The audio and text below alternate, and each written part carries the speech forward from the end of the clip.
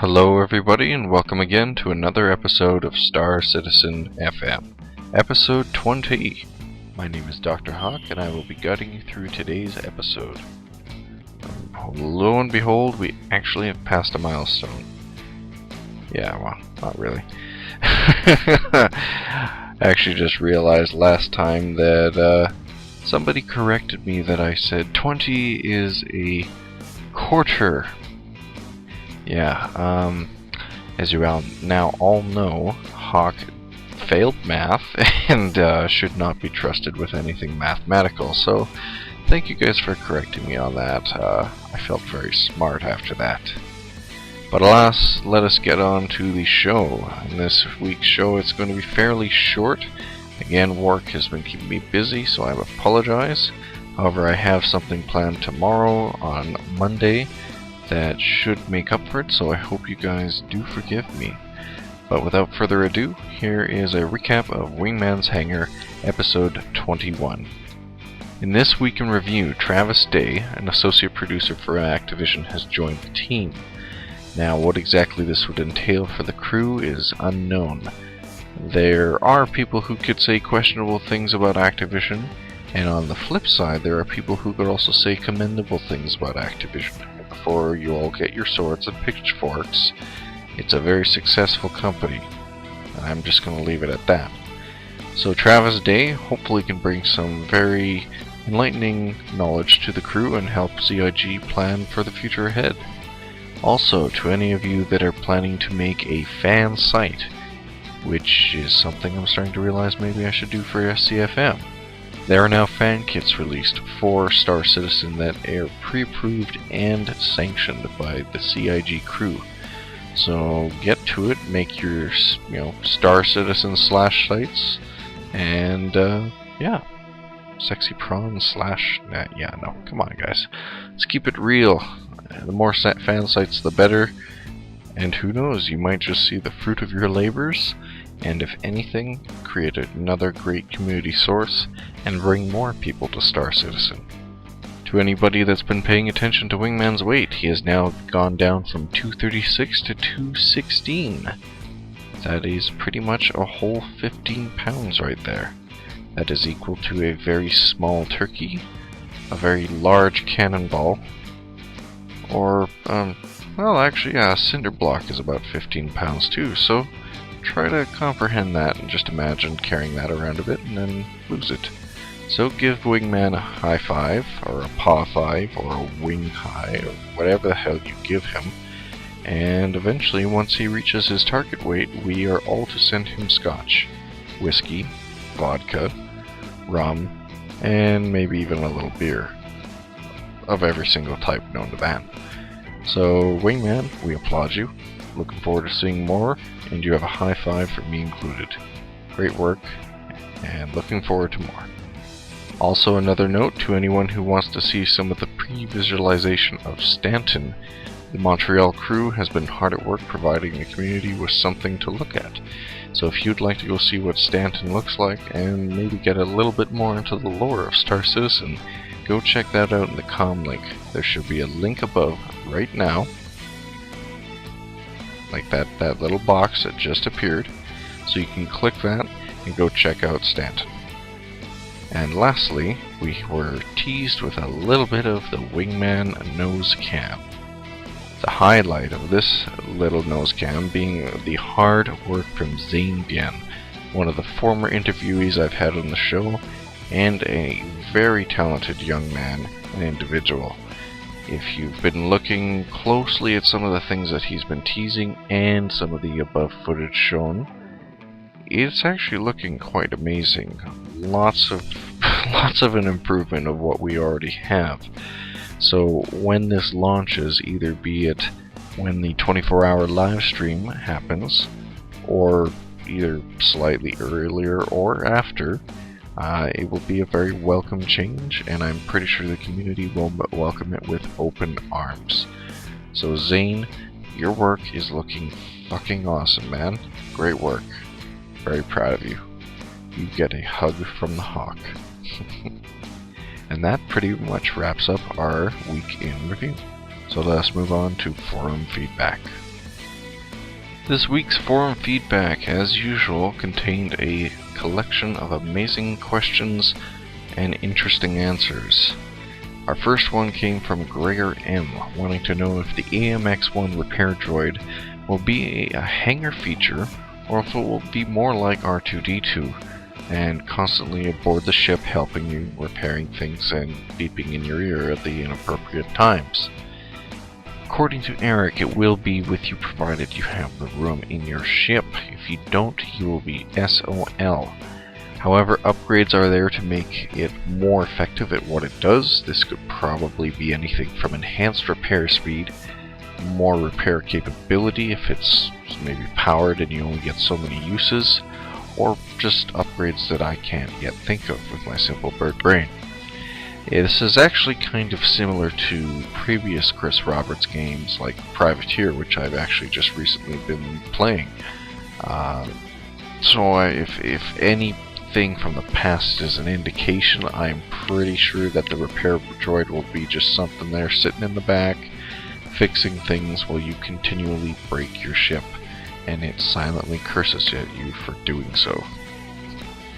Mark Eben wanted to know if we were going to have a library allowing for an Arduino chip to have dialogue with the CryEngine. And look at the video above, because this is pretty cool. This would allow makers to build a physical cockpit with LEDs, switches, and encoders. So pretty much for anybody that has a mass amount of disposable income and wants to make their own authentic Hornet cockpit, can we do it? Eric does say that this is a badass idea, and they would like to see this kind of immersive work and effort, possible. That the fruit of your labors, you could do this. The issue is that it's all a matter of time. So TBD to be determined until we know further. But from what he has said, this could be something we see after release. So don't be worried about pissing your cornflakes yet, because I'm pretty sure we'll see something like this later on. Hackadeck wanted to know if the new RSI website will go live at the same time as the 24-hour live stream starts.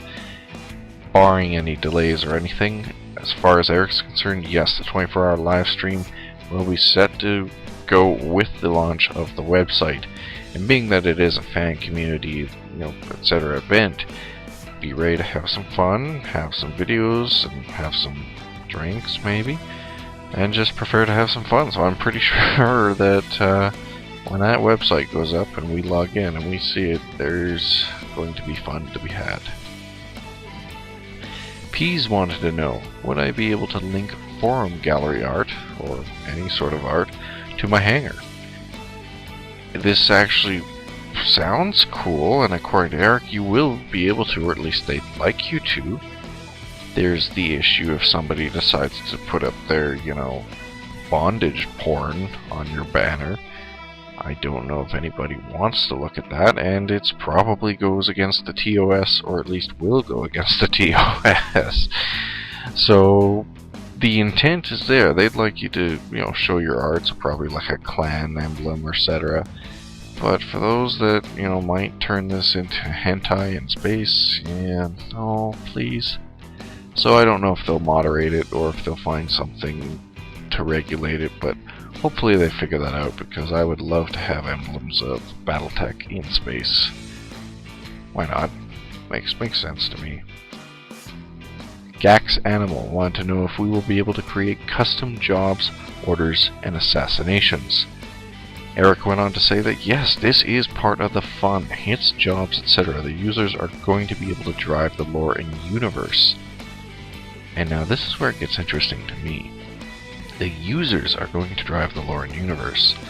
Given that we don't know much about the story yet of Squadron 42, or what exactly they plan to do story-wise in the persistent universe, this is starting to sound to me, and bear with me, more and more like EVE Online. And I know people don't like making the parallels to EVE Online, but given that, they keep trying to push for that user-driven universe, I don't know, I'm actually getting excited. If they can make a better version of EVE, I am all for that. And we have talked about this issue before. And hell, even Eve had the contract system, so if we could do the same thing here, why not? It would be very fun to have Alarix and the contract hit against Dr. Ha. You know that would be bad. That man has that. Aquila has too many friends. I didn't say anything. Frederick K. came up with another question, wanting to know that pretty much if any person is not wearing a spacesuit in space during a hull breach, etc., you're pretty much fucked. You're dead. Rage quit life. GG. If we were able to wear regular clothes in ships, you would be killed. Is there any benefit to going suitless, or is it all going to be regulated to stations and being planet-side? As far as we can tell from according to Eric, the spacesuit is there for your safety, so we're pretty much going to be stuck with them. As far as customization and what we will be able to do with them, I cannot yet answer that, but I'm pretty sure that there will be options there for people who want to accessorize them, so to speak. Our next question comes from Jit86, wanting to know if there will be different species other than humans to choose from. Sadly, not right away. We will be playing humans pretty much in the beginning and probably after the release of Star Citizen, but provided that SC sticks around for a bit, and I really don't see why it wouldn't. Eric says that there's the possibility that there will be other races, but until the human storylines or whatever are worked out, we're probably going to be stuck with humans. So Zane, no space raptors for you yet. You have to wait. And Coral wanted to know if we are flying multi-crew ships solo, will we be able to hire an NPC crew to help man the ship? What about NPCs to work in the manual turrets? For some reason, I'm pretty sure this question has been asked before, but whatever. Yes, NPCs will be able to do this. In fact, one of the other things that he said that pretty sure he's answered, like I said before, but they will be rated too. This actually reminds me of Dragon's Dogma's pawn system. So it'll be interesting if you could either make your own NPCs or just there'll be one sitting around. So a 5-star elite, Black Ops, whatever the hell is named, to the half-a-star drunk addict in the street with a needle sticking out of his arm. So it'll be interesting to see how they play with that. And our last question comes from Kinshadow, wanting to know that when we find an asteroid base, can we install stealth modules to hide it?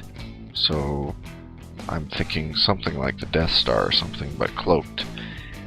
Unfortunately, no.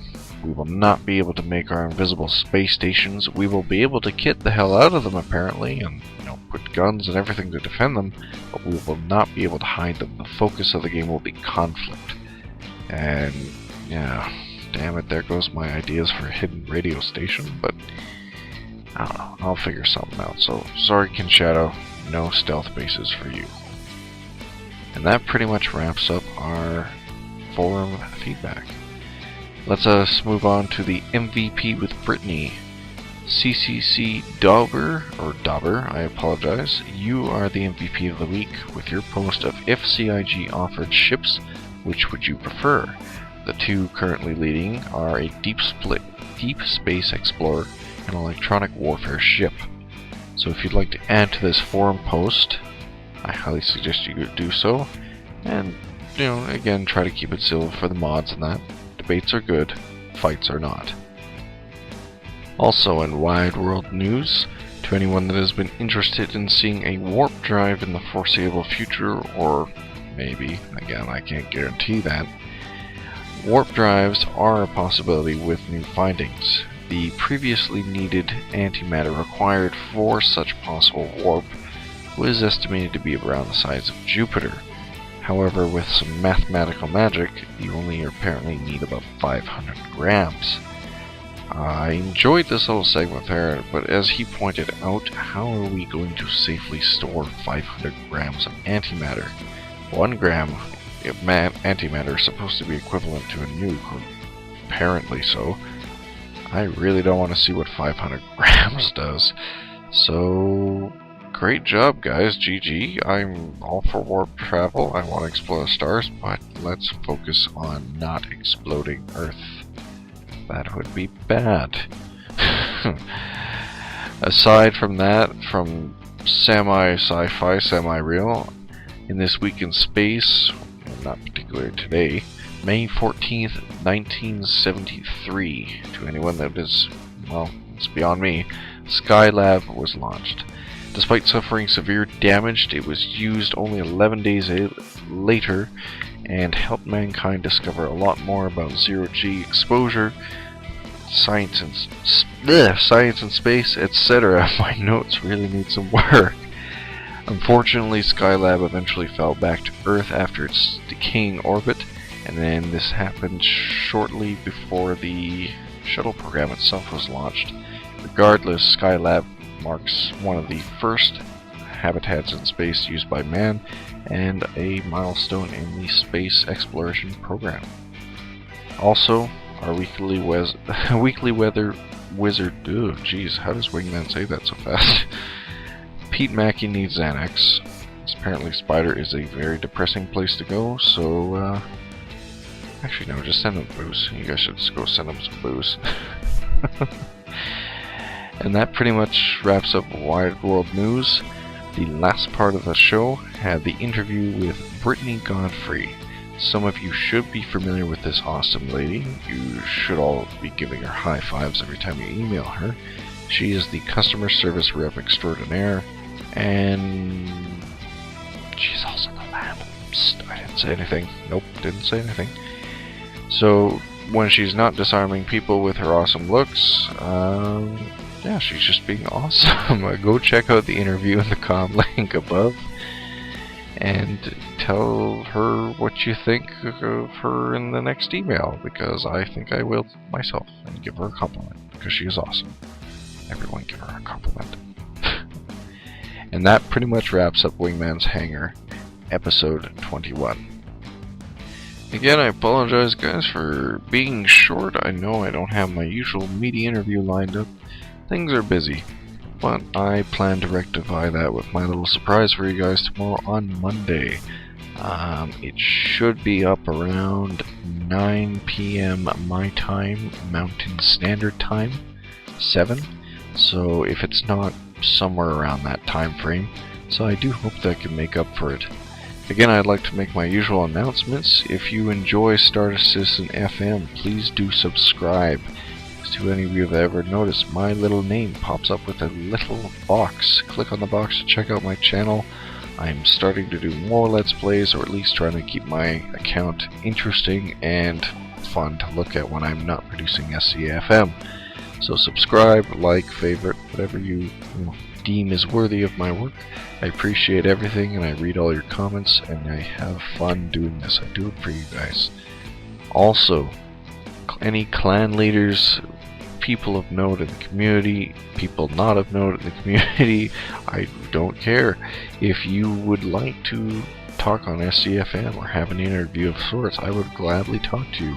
Or if you would like me to spotlight your clan, let me know at lucas.g.drhawk@gmail.com or at starcitizenfm@gmail.com. Again, I implore you guys to do this because I have no problem doing it now, and honestly it makes good filler and interesting conversation and things to go over when news is slow. And lastly, I'd like to bring up the issue with my lateness and tardiness, all asking that you guys might in the future have to bear with episodes that are not released on Sunday or Monday. My work schedule has shown lately that there might be days where I just work straight through the weekend and into the following week. So I will have to find a way to make it work, but do know I don't plan to miss an episode for you guys, so even if it is late or early, I will endeavor to make sure you guys have your dose of Star Citizen FM. So again, thank you guys all for watching. This is Dr. Hawk, wishing you guys to take care and fly safe. And remember, keep an eye out on Monday. I will have a surprise for you guys. And no spoilers.